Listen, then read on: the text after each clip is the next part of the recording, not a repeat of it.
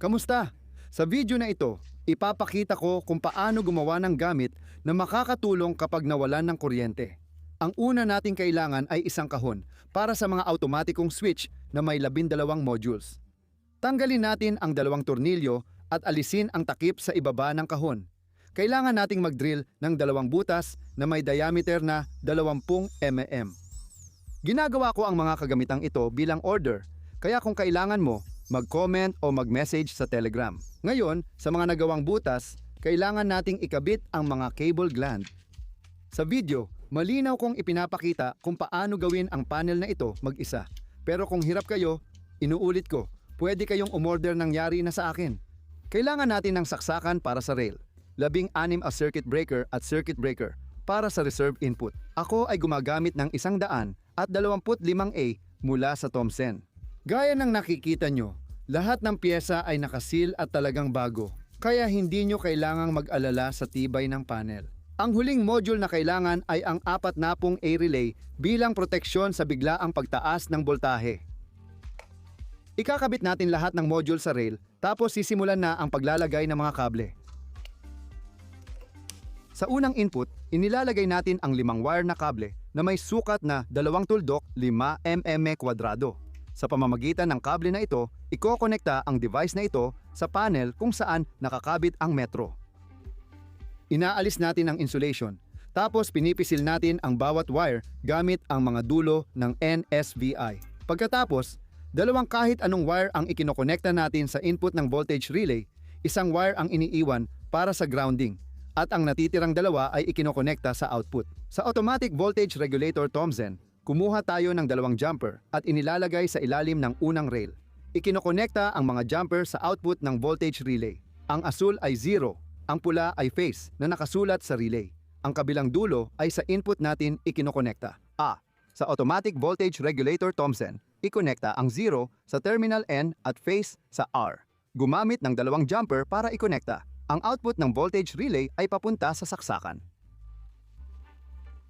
Direktang kinokonekta ang 0 sa saksakan, samantalang ang phase ay dumadaan muna sa circuit breaker.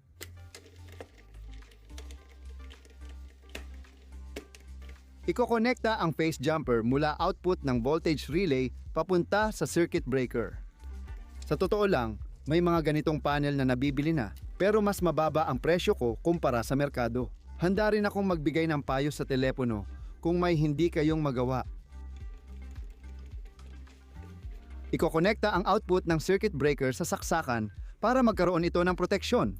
Sunod, kailangan nating maglagay ng 2 jumper sa input at ang terminal na N ay dapat ikonekta sa terminal na AN habang ang terminal na R ay ikokonekta sa terminal na AR. Sa Thomson automatic switch, lahat may label kaya madaling maintindihan kahit mag-isa. Ipinapakita ko lahat ng malinaw para makita ninyo kung ano at saan ikokonekta. Sa pangalawang pasukan, kailangan nating ipasok ang 3x2.5 na kable, 1 wire naman ang ididikit natin sa grounding contact ng saksakan at magdadagdag tayo ng jumper dito. Ngayon, ikonekta natin ang jumper sa libreng wire ng 5 wire na kable. Ginagawa ko ang koneksyon gamit ang crimping para siguradong matibay. Pagkatapos ay ini-insulate ko ito gamit ang heat shrink.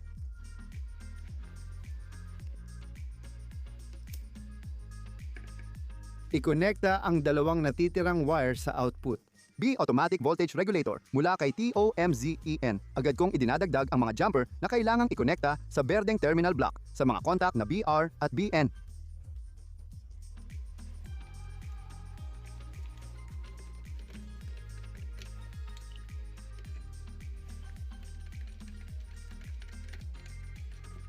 Sa yugtong ito, tapos na ang pagkakabit ng lahat ng module ng panel.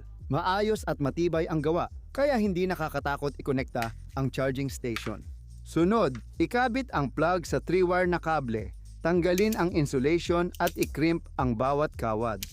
Dapat maganda ang kalidad ng plug dahil ito ang ikakabit sa output ng charging station. Kinabit ko ang mga contact ng plug ayon sa standard ng charging station socket.